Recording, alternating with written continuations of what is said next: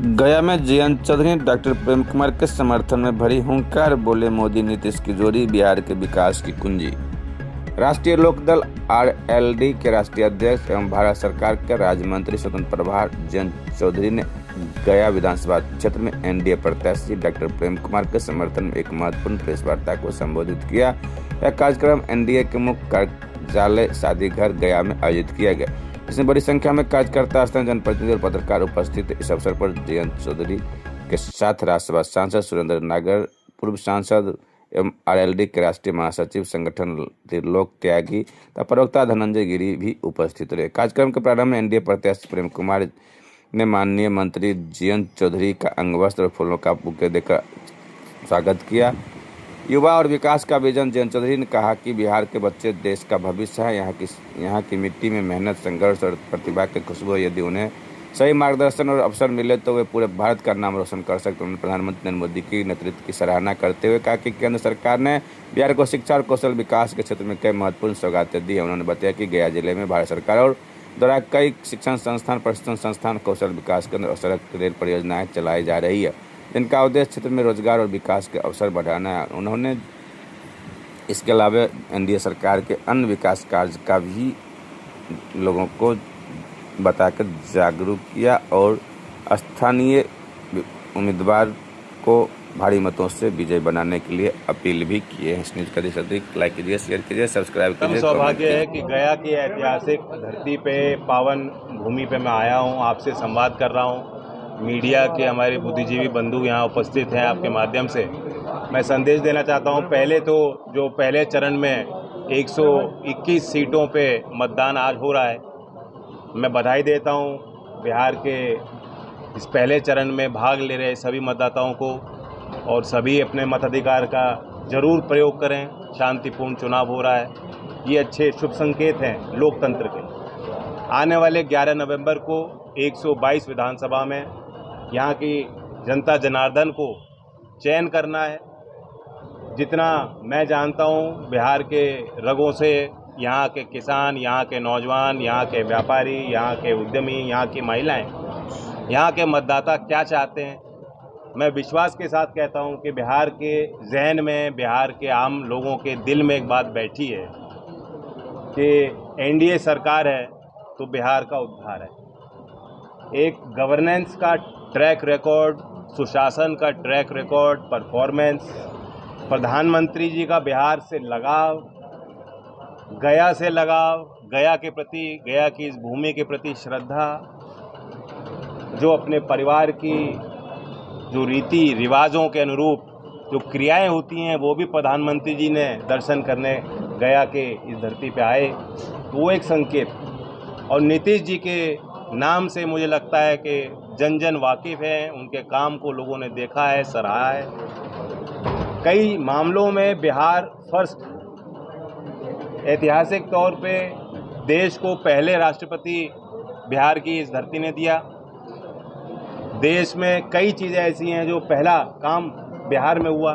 सबसे पहले 2006 में आप जानते हैं कि पंचायतों में महिलाओं का आरक्षण बिहार ने वो किया, और उसका एक बड़ा अच्छा परिणाम जो सामाजिक न्याय, सही सामाजिक न्याय है, वो ऑलरेडी बिहार की जनता ने, आवाम ने देखा। 2013 में कोऑपरेटिव में आरक्षण दिया नीतीश बाबू ने। नीतीश जी ने फिर 2013 में पुलिस में महिलाओं को आरक्षण की शुरुआत की। और एक आंकड़ा आपके बीच साझा करना चाहता हूं कि 2013 में जब पुलिस में उन्होंने भर्ती प्रक्रिया में महिलाओं को आरक्षण दिया, उस समय सिर्फ 3% बिहार की महिलाएं पुलिस में थीं, और 2020 में वो आंकड़ा बढ़ के 25% को पार कर चुका, जो देश के औसत से दुगना से ज़्यादा था। आज यहाँ की बेटियाँ शिक्षा के क्षेत्र में आगे आ रही हैं। हर क्षेत्र में, कार्य क्षेत्र में महिलाओं की बराबरी है, हिस्सेदारी है, और उनका नेतृत्व समाज को मिल रहा। यही प्रधानमंत्री जी की भी सोच है। आज इस देश में सरकार है जो नौजवानों को वो सामर्थ्य देना चाहती है, वो संसाधन देना चाहती है, वो शिक्षा व कौशल विकास की ओर उनका ध्यान, उनकी शक्तियों का प्रयोग कर रही है। दूसरी तरफ उनका मुकाबला ऐसी शक्तियों के साथ है जो उनको वापस बिहार को अंधकार की ओर धकेलना चाहते हैं। एक तरफ वो लोग हैं जो नौजवान के हाथ में शायद कट्टा देख के खुश हैं। कितना बड़ा दुर्भाग्य है। मैं शिक्षा मंत्री भी हूँ, कौशल विकास का मंत्रालय का एक महत्वपूर्ण भार मेरे ऊपर कंधों पे जिम्मेदारी प्रधानमंत्री जी ने सौंपी है और कितना खराब लगता है देख के वो दृश्य। अभी हाल में एक चुनावी सभा में मैंने देखा, एक छोटा बच्चा आया, उसको माइक पकड़ाया गया, उसने कहा कि आरजेडी की हमारी सरकार आएगी तो हमारे हाथों में कट्टा रहेगा। ऐसी बोली, ऐसी शैली, ऐसी सोच, ऐसे विचार, ऐसी राजनीतिक शैली, ऐसा शासन जो बिहार की जनता पहले देख चुकी है, ऊब चुकी है, वापस उसे कहीं किसी शर्त पे स्थापित होने नहीं देगी। इसलिए मेरी पूरी उम्मीद है, मैं अपील करता हूं बिहार के आवाम से कि आगे आएँ।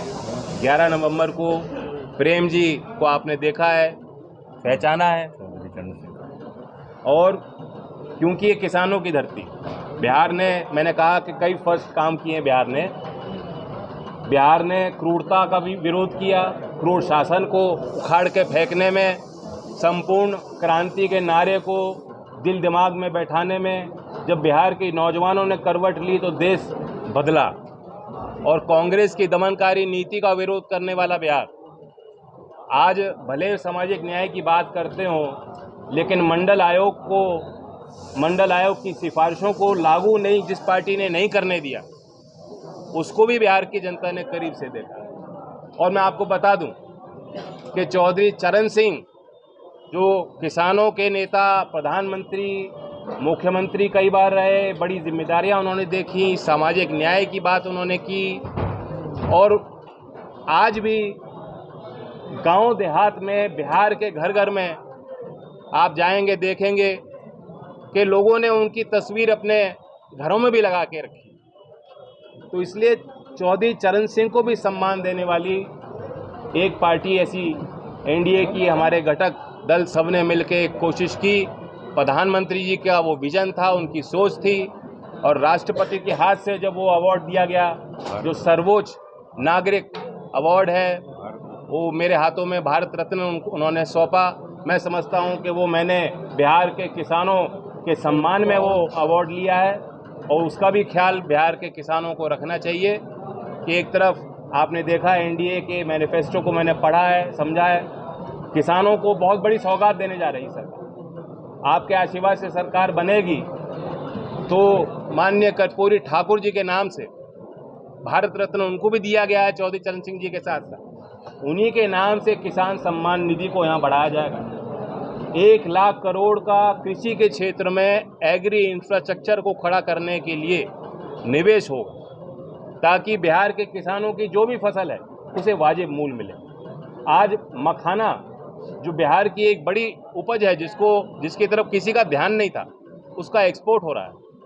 उसको स्थापित करने के लिए, बढ़ाने के लिए एक बोर्ड का जो गठन किया गया है राष्ट्रीय स्तर पर। तो इस प्रकार की कई पहल हैं। आईटीआई की वो संस्था, कौशल विकास के संबंध में आपको बताना चाहता हूं कि देश में 14,500 आईटीआई हैं। आज तक किसी सरकार ने उस संस्था के बारे में, उसके उद्धार के लिए नहीं सोचा।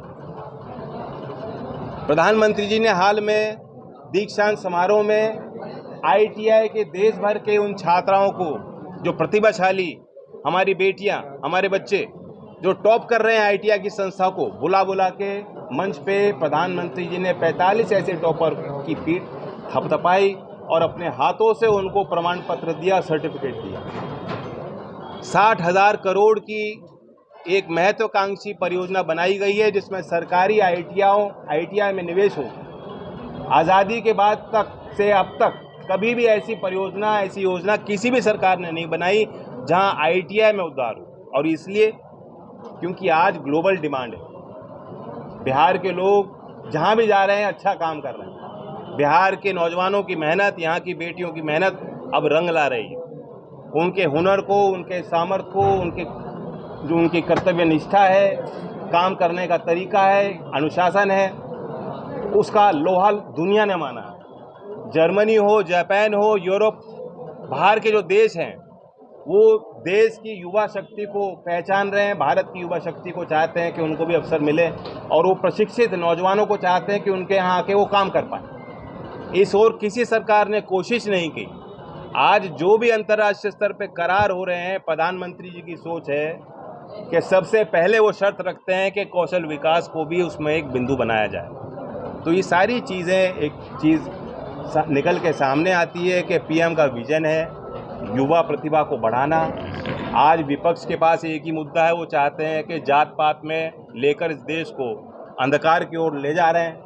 यहाँ तक कि जो विपक्षी सबसे बड़े नेता कांग्रेस पार्टी के हैं, जो एक संस्था है, मैं आपसे भी पूछता हूँ, आपके माध्यम से देश के नौजवानों से पूछना चाहता हूँ, एक ऐसी संस्था है जिसका सम्मान हर एक व्यक्ति करता है, तो देश की रक्षा वो जवान करते हैं।